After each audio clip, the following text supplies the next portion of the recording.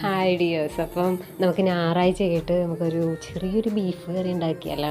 ആദ്യം ചട്ടിയിൽ എണ്ണ ചൂടാക്കി കടുക് പൊട്ടി വരുമ്പോഴത്തേക്ക് നമുക്ക് സവാളയും വേപ്പിലയും മീൻസ് കറിവേപ്പില കേട്ടോ, കറിവേപ്പിലയും കൂടി ഇട്ട് കൊടുക്കാം. അത് മൂത്ത് വന്നതിന് ശേഷം വരട്ടെ നമുക്ക് പൊടികളൊക്കെ ഇട്ട് കൊടുക്കാം.